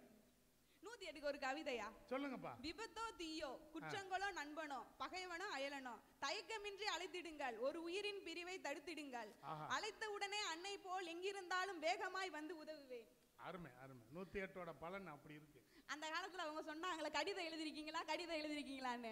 நாங்க எதுக்கு கடிதம் எழுதுறோம்? நாங்க தான் போன் வச்சிருக்கோம், நாங்க மெசேஜ் அனுப்பிடுவோம்ல, அனுப்பிடுவோம். வாட்ஸ்அப் இருக்கு, இன்ஸ்டாகிராம் இருக்கு, ட்விட்டர் இருக்கு, எல்லாமே இருக்கு. எங்களுக்கு தேவையானது இப்ப கூகுள்ல என்ன வேணும்னு தட்டுனா வந்துருது, அப்படியே ஃபார்வர்ட் பண்ணிடுவோம். இப்ப அந்த காலத்துல கணவர் வெளியே போயிருந்தாங்கன்னா வீட்டுல இருக்க மனைவி நினைச்சுக்கிட்டே இருப்பாங்க, ஐயோ நம்ம கணவர் சாப்பிட்டாரா, நல்லா இருக்காரா, என்ன ஆச்சு ஏதாச்சுன்னு நினைச்சுக்கிட்டே இருப்பாங்க. ஆனா இந்த காலத்துல அப்படி இல்லைங்க. இப்ப போன் அடிச்சாலோ எங்கங்க இருக்கீங்க, சாப்பிட்டீங்களா, பண்ணீங்களா. ஆனா எல்லா வீட்டுக்கார அம்மாவும் அந்த கேள்வி தாப்பா கேக்குது, எங்க இருக்கா, எங்க இருக்கா. இப்ப எனக்கு 4 கால் வந்துருச்சு, நான் கட் பண்ணி வச்சிருக்கேன். அந்த வசதி எல்லாம் கிடைச்சது இந்த காலம் தான்யா. அந்த காலத்துல அந்த காலம் சொல்றாங்களே, இந்த காலம் தான். எனக்கு வாய்ப்பு கொடுத்த அனைவருக்கும் நன்றி. அருமை அருமை. என் லைஃப்ல பெல் அடிச்ச உடனே நிறுத்தின ஒரே தங்கச்சி. நான் பட்டிமன்ற நடுவராக இருந்ததை விட பெல் அடித்த நேரம் தான் கூட அடிச்சுக்கிட்டே இருக்கேன். ரொம்ப மகிழ்ச்சி. மீண்டும் அருள் திரு தந்தை அவர்களுக்கும் இந்த வாய்ப்பை தந்த கல்லூரி நிர்வாகத்திற்கும் கால் கடுக்க நின்று பரவாயில்லாமல் வந்திருக்கா தம்பி, நான் தெரிகிறேன்னா சத்தம் மட்டும் வருதா? வருதா? Very good. கஷ்டப்பட்டு லைட்டிங் எல்லாம் போட்டிருக்கீங்க. அன்பு தம்பிகளுக்கும் அருமையாக வர்ணனை செய்து கொண்டிருந்த சகோதரி, பேராசிரியர், செவி கொடுத்த அன்பு செல்வங்கள், உங்கள் அத்தனை பேருக்கும் மீண்டும் எங்களுடைய நன்றியை தெரியப்படுத்திக் கொள்கிறேன். சொன்ன டயத்தில் கரெக்டாக முடிக்கிறோம். எல்லாருடைய ஒத்துழைப்பின் காரணமாக இன்னும் ஒரு 8 நிமிடங்கள் எனக்கு நீங்கள் அனுமதி கொடுத்தா நான் அதுக்குள்ளே தீர்ப்பு சொல்லிடுறேன். 8 நிமிடம் மாதிரி தெரியும், உடனே போயிடும், அதில் எந்த சந்தேகமும் இல்லை. அந்த காலத்துக்கு இந்த காலத்துக்கும் உள்ள முக்கியமான வேறுபாடு, இவங்க சொன்னதை 100% அப்படியே ஏற்றுக்குறோம். வாய்ப்புகள், வசதிகள் எல்லாமே இப்போ பெருகி போச்சு. அந்த காலத்தில் மூட நம்பிக்கையின் உச்சத்தில் இருந்தாங்க. வேப்பமர உச்சியில் நின்று பேயொன்று ஆடுதுன்னு விளையாட போகும்போது சொல்லி வைப்பாங்க. அப்படி மூட நம்பிக்கையின் ஒட்டுமொத்த வடிவமாக அந்த காலத்தில் இருந்தாங்க. அந்த மூட நம்பிக்கை ஓரளவிற்கு தகர்க்கப்பட்டிருக்கிறது இந்த காலத்தில். அடுத்து பார்த்தீங்கன்னா ரொம்ப முக்கியமானது, இவங்க குறிப்பிட்டது இந்த இரத்த தானம்னு ஒன்று இருக்கு பாருங்க. எல்லா உயிரையும் காப்பாற்றக்கூடிய அற்புதமான ஆற்றல் இந்த இரத்த தானத்துக்கு இருக்கு. இந்த ரத்தம் கொடுக்கறதுக்கு எந்த சாதிக்காரனும் தேவையில்லை, எந்த மதத்துக்காரனும் தேவையில்லை. ஏன் தெரியுமா? சாதிக்கு இரத்த வெறி இருக்கிறது, ஆனால் இரத்தத்திற்கு சாதி வெறி என்பது எல்லளவும் கிடையாது. அப்படி அதோட தன்மையை புரிந்து கொண்டு உயிர்களை உடனுக்குடன் காப்பாற்றுகின்ற அந்த வாய்ப்பு இந்த காலத்தில் தானே இருக்கு. பெண்கள் எல்லாம் இப்படி அலையா வந்து படிக்கிறாங்களே, அந்த காலத்தில் அப்படி வாய்ப்பு இருந்துச்சா? படிச்சாங்களா? படிக்கலையே. பெருந்தலைவர் காமராஜர் சொன்னார், உங்களுக்காக நான் பிச்சை எடுக்கிறேன், வந்து படிங்க சொன்னார். அந்த அதிவீர ராமபாண்டியன் ஒருத்தர், அந்த காலத்து ஆளு, கற்கை நன்றே கற்கை நன்றே பிச்சை புகினும் கற்கை நன்றேன்னு. ஆனால் இப்போ என்ன வேண்டுகோள் வைக்க வேண்டியது இருக்கு தெரியுமா? பிச்சை எடுத்தாவது படி, பிச்சை எடுத்தாவது படி, ஆனால் படித்து வேலைக்கு போய் லஞ்சம்ங்கிற பேரில் பிச்சை எடுக்காத. ஏன்னா நீங்கள் எல்லாம் அதை அனுபவிச்சுக்கிட்டு இருக்கு. அப்படி வசதிகள் வாய்ப்புகள் அந்த காலத்தில் மறுக்கப்பட்டது. இந்த காலத்தில் அதுக்கெல்லாம் வாய்ப்பு நிறையா இருக்கு. பெண் கல்வி, கள்ளிப்பால் கொடுத்தாங்களே, இப்பெல்லாம் பெண்கள் படித்து வராங்களே. ஆனால் ஒரு விஷயத்தை நம்ம ஞாபகப்படுத்தணும், இந்த கள்ளிப்பாலில் தப்பிய பெண் குழந்தைகள் ஆண் பாலிலே சிக்கி தவிக்கிறது. கள்ளிப்பாலில் இருந்து தப்பியவர்கள் ஆண் பாலால் பாதிக்கப்படுகிறார்கள். அது அதிகமாக இருக்கே, ஆசிட்டு ஊத்துறானே, அப்படி வேதனை இந்த காலத்தில் கொஞ்சம் கூடுதலாக இருக்கே. சமைக்க மாட்டேங்கிறாங்களே. அன்னைக்கெல்லாம் எங்கள் வீட்டுக்கு பக்கத்தில் ஒருத்தர், அவர் கல்யாண நாள், மனைவி கேட்டாங்க, ஏங்க இது வரைக்கும் நான் பார்க்காத ஒரு இடத்துக்கு என்னை கூட்டிகிட்டு போங்க. உடனே அவன் கவலைப்படாத வான்னு நேராக கிச்சனுக்கு கூட்டிகிட்டு போனேன். இது தாண்டி நீ இது வரைக்கும் பார்க்காத இடம். எல்லாமே ஆன்லைன்லேயே நம்ம ஆர்டர் பண்ணிக்கிட்டு இருக்கிறோமே, சமைக்க மாட்டுறாங்களே. எங்கள் வீட்டில் 3 கிரைண்டர் இருக்குது பாப்பா, 3 கிரைண்டரு. என்னமோ டெஸ்க் டாப்பு லேப்டாப்புன்னு என்னென்னமோ சொன்னாங்க, அதுவாக கவரும்னாங்க. நான் எல்லா கிரைண்டரும் வாங்கி கொடுத்தேன். ஆனால் 3 சும்மா கிடக்கு. நான் போய் இப்போ கடையில், முக்கு கடையில் போய் பாக்கெட்டு மாவு வாங்கி கொடுக்குறேன். என் பொண்டாட்டிகிட்ட ஒரு நாள் கேட்டேன், ஏம்மா 3 கிரைண்டர் இருக்கு, நீ ஒரு நாளாவது மாவாட்டக்கூடாதா? என்னைய பார்த்து இப்படி கேட்டீங்க? நான் மாவை ஆட்டத்தான் செய்கிறேன். ஒரு நாள் நான் பார்த்தது இல்லையே. இல்லை, நீங்கள் ஊருக்கு போகிறப்பெல்லாம் நான் மாவாட்டுறேன். அப்போ இதுக்கு ஃப்ரிட்ஜுக்குள்ளே இருக்கணும்ல. இல்லை, நீங்கள் ஊருக்கு போயிட்டா நான் தான் முக்கு கடையில் போய் மாவு வாங்குவேன், வாங்கிட்டு வரும்போது இப்படி ஆட்டிக்கிட்டே வருவேன். அப்போ நான் மாவை ஆட்டத்தானே செய்கிறேன். நிலைமை அப்படி இருக்கே. சமைச்சு சாப்பிட்ட நேரம் எப்படி இருந்துச்சு? இப்போ இந்த ஒரு நல்ல பாட்டு இருக்கு, அந்த காலத்து ஆட்களுக்கு பிடிக்கும், இந்த காலத்தில் கொஞ்சம் ரசனை இருக்கிறவங்களுக்கு அந்த பாட்டு பிடிக்கும். என்ன பாட்டு தெரியுமா? தாய்க்கு நீ மகன் இல்லை, தம்பிக்கு அண்ணன் இல்லை, தாய்க்கு நீ மகன் இல்லை, தம்பிக்கு அண்ணன் இல்லை, ஊர்பழி ஏற்றாயடா கர்ணா வஞ்சகன் கண்ணனடா. இது கர்ணன்கிற கொடைவள்ளலை பார்த்து பாடுற பாட்டு. ஆனால் இப்போ இந்த பாட்டை யார் பாடுறா தெரியுமா? இந்த நாட்டில் இருக்கிற பொண்டாட்டிலாம் புருஷனை பார்த்து பாடுறாங்க. எப்படி தெரியுமா? தாய்க்கு நீ மகன் இல்லை, தம்பிக்கு அண்ணன் இல்லை, என்னிடம் சிக்கினாயடா புருஷா உன் கதை முடிந்ததடா, புருஷா உன் கதை முடிந்ததடா. அன்னைக்கு ஒரு புருஷனுக்கு பொண்டாட்டிக்கு சண்டை வந்துச்சு தங்கச்சி. அந்த அம்மா சொல்லுச்சு, நான் நீ யாருன்னு பார்க்காமையே நான் சம்மதிச்சேன். அந்த அம்மா சொல்லுது, எனக்கு மாப்பிள்ளைன்னு சொன்னாங்க, உன்னைய பார்க்காமையே உனக்கு மனைவியா வர நான் சம்மதிச்சேனே, நான் தானே விட்டு கொடுத்தவன். அதுக்கு அவன் சொன்னான், உன்னைய பார்த்தும் சம்மதிச்சனே, நான் தானடி விட்டு கொடுத்தவன். இன்னொரு பொம்பளை பிள்ளை சொல்லிச்சு, அம்மா அந்த மாப்பிள்ளை வேணான்னுச்சு. ஏண்டின்னு அம்மாவுக்கு, நல்ல வசதியாக இருக்கான், நல்ல வேலையில் இருக்கான், நல்லா படிச்சிருக்கான், ஏம்மான்னுச்சு. இல்லைம்மா அவனுக்கு கொஞ்சம் எத்து பல்லா இருக்கு, சிரிச்சா பல்லு தெரியுதுன்னுச்சு. உடனே அந்த அம்மா சொல்லிச்சு, கவலைப்படாதடி, உன்னைய கட்டின பின்னாடி அவன் எங்கே சிரிக்க போறா, நீ கவலைப்படாம அவனை கட்டு. இப்போ அன்பு பாசமெல்லாம் நம்மளை விட்டுட்டு எங்கேயோ போய்கிட்டு இருக்கே. அப்போ அந்த காலமா இந்த காலமா அப்படின்னு சுருக்கமாக நான் பதில் சொல்றதா இருந்தா, ஒரே ஒரு செய்தி மட்டும் நான் சொல்றேன். உங்களுக்கு நீங்கள் அதை கேள்விப்பட்டிருக்கீங்களா என்னன்னு எனக்கு தெரியல. அந்த காலத்தில் தம்பிகளா ஒரு 11 மணி 12 மணி நைட்டு இரவில் எல்லாருமே தூங்கியிருப்பாங்க. ஃபாதருக்கெல்லாம் அது நல்லா தெரியும், எங்கள் கூட வந்திருக்கிற சகோதரிக்கு தெரியும், பேராசிரியர் அம்மாவுக்கு கூட அது தெரிஞ்சிருக்கும். ஒரு 11 மணி 12 மணி 1 மணிக்கு இந்த கிடுகிடுப்பு குடுகுடுப்பை அடிச்சுக்கிட்டு ஒருத்தர் வருவார். குடுகுடுப்பக்காரர் வருவார், தெரியுமாடா பாப்பா? அப்போ உங்களுக்கும் தெரிஞ்சிருக்கு. வந்து என்ன செய்வார்னா, என்ன சொல்லுவார்? நல்ல காலம் பிறக்குது, நல்ல காலம் பிறக்குது, இப்படி வருவார். ரொம்ப காலமாக இப்போ பாருங்க வரல, யாரும் வரல. எனக்கு இது ரொம்ப நாளாக டவுட்டாகவே இருந்துச்சு ஃபாதர். ஏன்னா முன்னாடிலாம் வருவாங்களே, இப்போ ஆளே வரலையேன்னு எனக்கு ஒருத்தர் அடையாளம் தெரியும். எங்கள் ஊரில் அவரை நான் அடிக்கடி பார்த்துருக்கேன். அவரை மேடம் நான் மதுரையில் ஒரு நாள் டிஎன்சிஎஸ்சி குடவுனில் மூட தூக்கிட்டு இருந்தார். நான் கேட்டேன், ஐயா நீங்கள் தானே எங்கள் ஊரில் வந்து நல்ல காலம் பிறக்குது நல்ல காலம் பிறக்குதுன்னு உடுக்கடிக்கிற ஆள், இப்போ வரமாட்டேங்கிறீங்களே என்னன்னு கேட்டேன். அவர் நீ எந்த ஊருன்னு கேட்டார். நான் வந்து முதுகுளத்தூர். நான் முதுகுளத்தூர், நீங்கள் எங்கள் ஊரில் இருந்ததே அதை அடிச்சிங்க.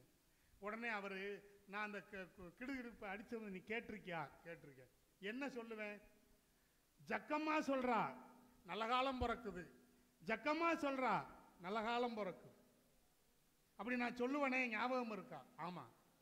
இப்போ நான் அப்படி சொல்ல முடியாதுன்னாரு. ஏன்னு கேட்டேன்.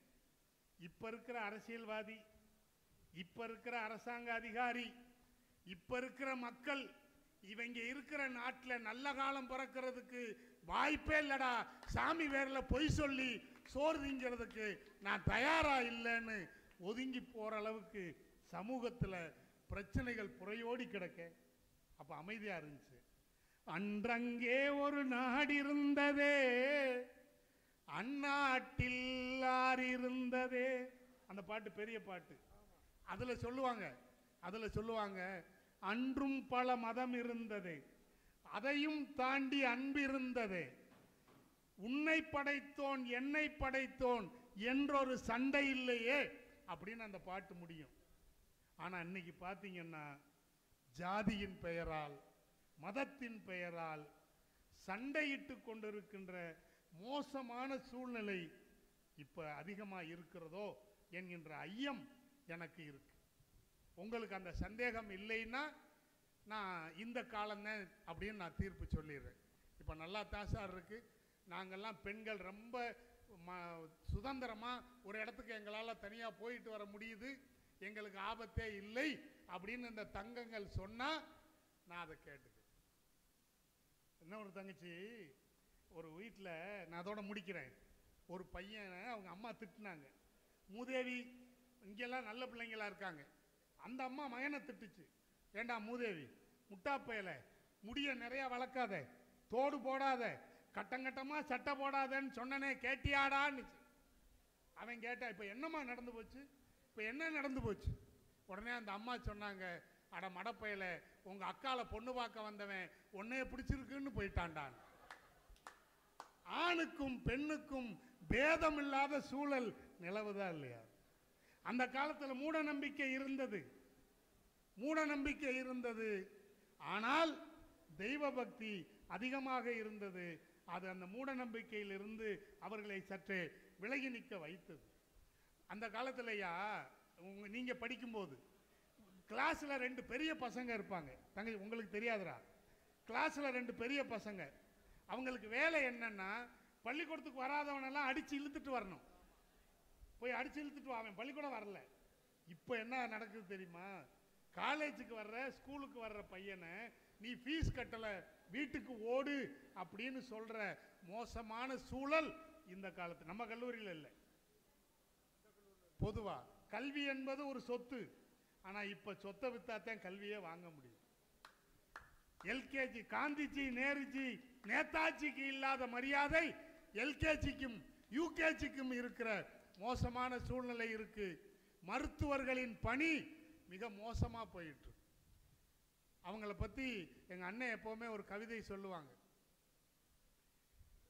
அதாவது ஆஸ்பத்திரிக்கு வர்றவங்களை பயப்படுத்தி அவருடைய காயத்தை ரணப்படுத்தி அதை பணப்படுத்துகின்ற மோசமான மருத்துவமனைகள் இந்த நாடெங்கும் நிறைந்திருக்கின்ற சூழலிலே நாம் வாழ்ந்து கொண்டிருக்கிறோம். அன்புக்கு மரியாதை இல்லை, பாசத்திற்கு இடமில்லை, பெரியவங்களை மதிக்கிற போக்கு நாளுக்கு நாள் குறைந்து கொண்டே வருகிறது.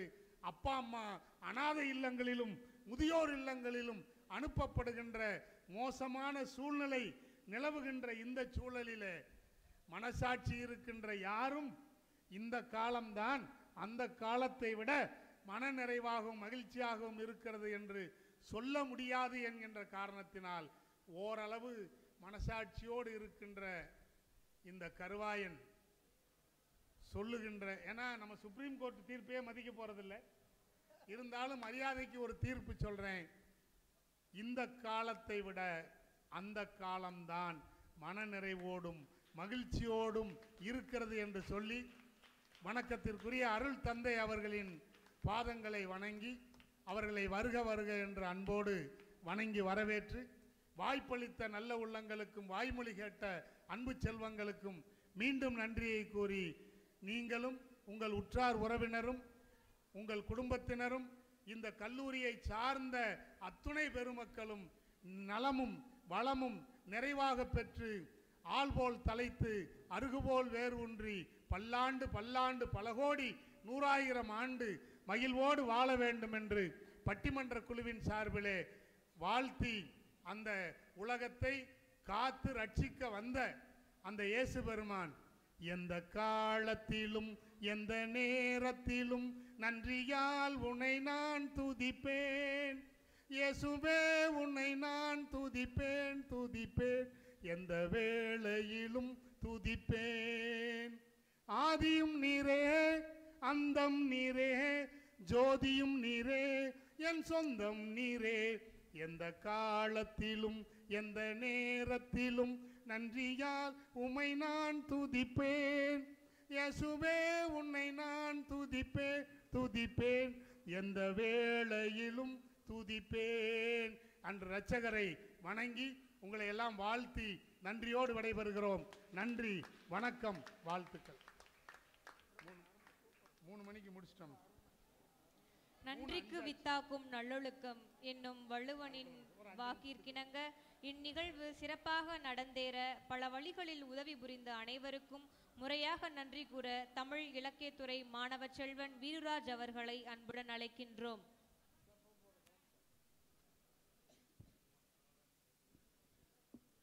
அனைவருக்கும் வணக்கம். சாப்பாடு பந்தியில் எப்படி பாயாசத்துடன் நிறைவடைகிறதோ விழா என்று ஒன்று இருந்தால் நன்றியுடையுடன் முடிவடைய வேண்டும். அப்படிப்பட்ட நம் காதுகளுக்கு சுவையான விருந்தினை அளித்த இந்த பட்டிமன்றத்தை சிறப்பாக நடைபெற உதவிய இறைவனுக்கு முதலில் நன்றியை தெரிவித்துக் கொள்கிறேன். வந்தோரை வரவேற்ற எம் துறை தலைவர் முனைவர் சா மணிமேகா அவர்களுக்கு நன்றி. சிறப்பு விருந்தினரை சிறப்பு செய்த அருட்தந்தை அவர்களுக்கு என் நெஞ்சார்ந்த நன்றியை தெரிவித்துக் கொள்கிறேன். அடுத்ததாக இந்த விழாவின் நீதிபதி பட்டிமன்றத்தை நல்வழியில் நடத்திய நடுவர் திரு சா துரைப்பாண்டியன் அவர்களுக்கு எமது நன்றியை தெரிவித்துக் கொள்கிறேன். அடுத்ததாக மனிதர்களின் வாழ்க்கை மகிழ்ச்சியாகவும் மன நிறைவாகவும் அமைந்தது அந்த காலமே என்ற தலைப்பில் பேசிய கவிஞர் மு மாரிக்கண்ணன் அவர்களுக்கும் கவிஞர் துர்காதேவி அவர்களுக்கும் மதுரை மாறன் அவர்களுக்கும் எம் மரமார்ந்த நன்றியை தெரிவித்துக் கொள்கிறேன். அடுத்ததாக மனிதர்களின் வாழ்க்கை மகிழ்ச்சியாகவும் மன நிறைவாகவும் அமைந்தது இந்த காலமே என்ற தலைப்பில் பேசிய முனைவர் மா உமா மகேஸ்வரி உதவி பேராசிரியர் அவர்களுக்கும் மாணவி மா மாலதி அவர்களுக்கும் மற்றும் மாணவி சா ரோசி அவர்களுக்கும் எமது நன்றியை தெரிவித்துக் கொள்கிறேன். இந்த விழாவினை செம்மையான முறையில் நிகழ்த்திட வாய்ப்பினை வழங்கிய கல்லூரியின் செயலர் தந்தை அவர்களுக்கும் எல்லா விதங்களிலும் எங்களுக்கு உற்சாகத்தோடு ஊக்குவித்த கல்லூரியின் முதல்வர் தந்தை அவர்களுக்கும் தமிழ் இலக்கியத்துறை தலைவர் அவர்களுக்கும் மாணவர்களின் பட்டிமன்றத்தின் பேச்சாளர்கள் உதவிய பேராசிரியர் அவர்களுக்கும் நன்றியை தெரிவித்துக் கொள்கிறேன். பட்டிமன்றத்தினை தொகுத்து வழங்கிய பேராசிரியர் முனைவர் முத்துலட்சுமி அம்மா அவர்களுக்கும் மாணவி மருசியா அவர்களுக்கும் எமது நன்றியை தெரிவித்துக் கொள்கிறேன்.